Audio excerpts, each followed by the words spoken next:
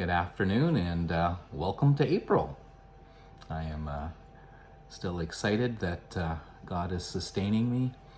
One of my favorite verses right now is, I don't know if I'm quoting it 100% correct, but though the outward man is wasting away, God is renewing the inner man day by day. And I'm experiencing that. Yeah, I'm getting weaker. My balance is off. I'm still walking with my two hiking poles, and so that's keeping me balanced and going. But we wanted to do a little bit of an update and share with you what's happening in our lives. And thank you so much for your interest and your support and your encouragement. And again, if you have any specific questions you're interested in, feel free to message us and we'll answer them for you if we can. So some of the updates about where Scott's health is at. We did another CT scan, and as we knew from the MRI in January, there are more lesions, there are more tumors. There's one particularly that is affecting his emotions.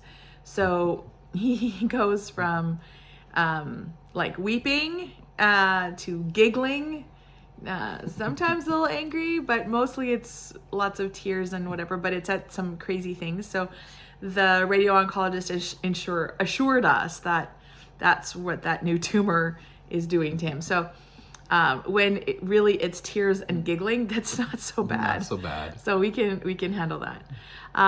Yeah, so we also noticed that we ran out of some of the cannabis that he was taking, medicinally, yeah. the capsules. And what we do notice is that if he does not take that, he has no appetite. He cannot eat, does not want to eat, and he also does not sleep.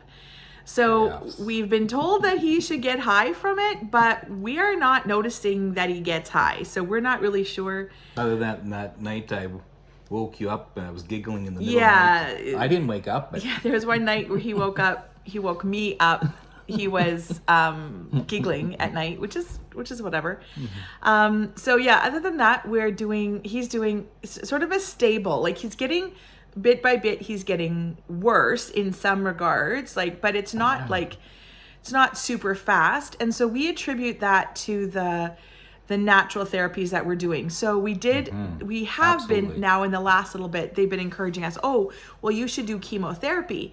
And which is interesting because they didn't ever offer chemotherapy at the beginning, which is when it would have been the most effective curatively. Right. So now he was suggesting, oh, maybe you should consider doing palliative chemo. Palliative chemo is different than curative chemo. So if you're doing chemo to cure cancer, then it would obliterate it all. So that is what they would have done after his surgery if that would have been made clear. Now it's palliative. Palliative just means we're not going to try and cure it. We're just going to try and make sure it doesn't spread further or slow down the growth. So when we look at that and we consider the way he would feel, the impact of chemo on his body, it certainly would not contribute to the quality of life that he has. And the thing is, the natural therapies that we're doing would be considered natural therapy, chemotherapy, but from a natural perspective. Right. So some of the reasons that we are continuing with this is A, we can see that it is definitely slowing down the growth. So that's number one. And number two, it's giving us quality of life. He is not sick from these treatments.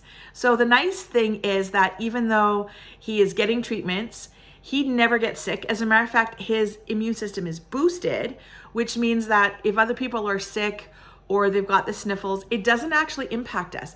So everyone is concerned, oh, well, we shouldn't see you, or maybe you shouldn't be going to church, or maybe you shouldn't be going on public because he's got cancer. Cancer does not make you susceptible to flus, but chemotherapy that is reducing your it's killing a lot of the things in your body so that you would fight differently. That is definitely part of chemotherapy. The therapy that we're doing is still fighting the cancer, but it's boosting his immune system. So he's actually probably healthier than you and I are. So we're going to keep going with these treatments. They seem to be working. So as long as we have funds, we're going to keep going with that. We have changed how we're doing that a little bit, and he is doing treatments at home like we've mentioned before. And so I think that's going well. I think one of the harder stages that we're at right now is me. I'm the one that's probably struggling the most.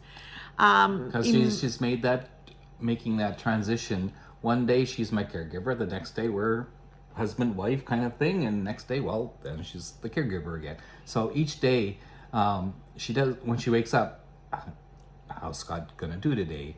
How much can I ask him to help around the house? Those sorts of things can get very confusing. So for example, last three nights I've slept through the whole night. That hasn't happened in months. Right. And if he sleeps through the night, that means I get a better sleep. Yeah. So yeah, there's definitely a shift from wife to caregiver and more caregiver. And besides Scott, there have been a lot of things in my life in the last few years that where it's literally been, we've been living from crisis to crisis, issue to issue. And we're right now at this place where his cancer is probably as stable as we'll ever see it. So we're very grateful for that. Yes.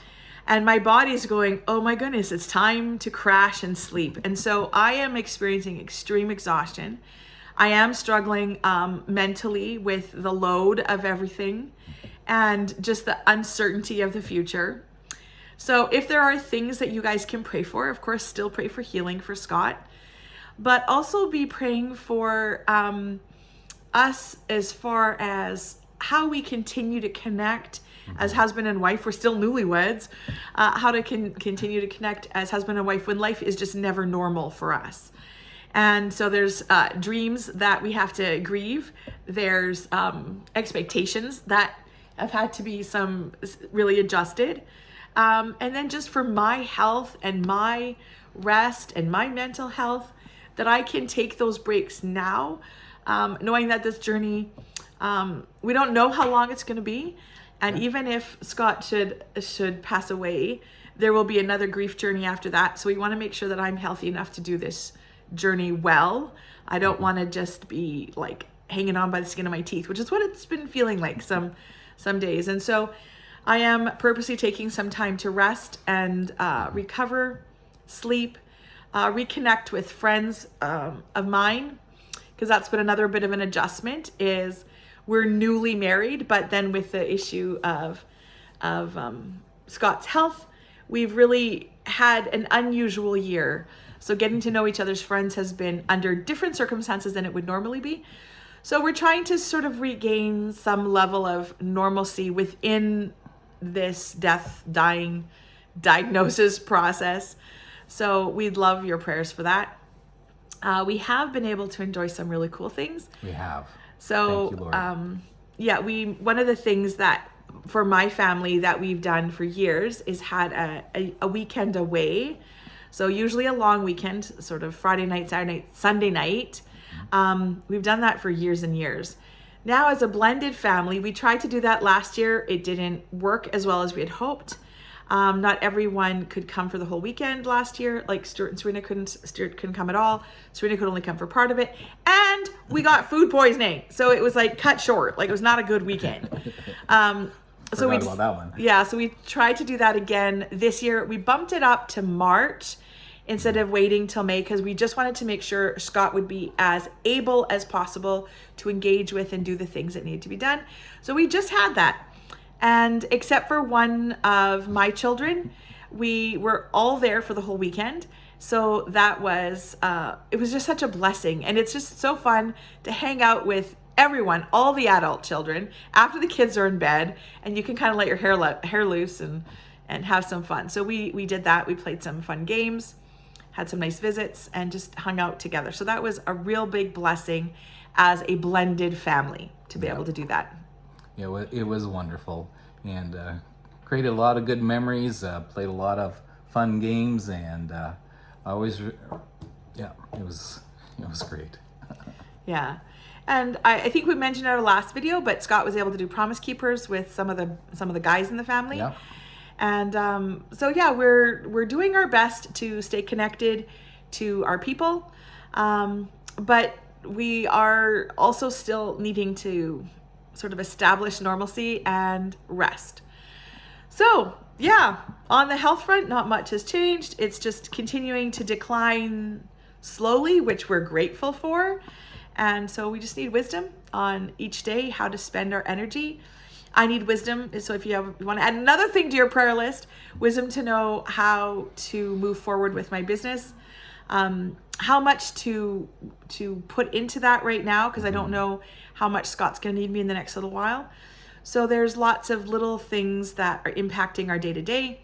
But ultimately, the thing that we just feel over and over again is how much we are supported by you guys. It really is a big deal to be supported by you. And when we get texts and messages, I do read them to Scott.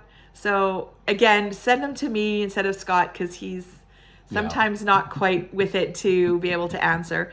But I'll do my best to answer, if not for us both and for him. And so we love connecting. And as far as getting together, we are minimizing some of our visits, but we would like to see friends and family. So if you have the opportunity and you think it's going to work, just text us, and then just please don't be offended if we say no. It's not because we don't want to see you, but we just have to manage our energy and make sure we're giving it to where it is most urgent at that time. So still feel free to contact us. We do want to see you. We love you all.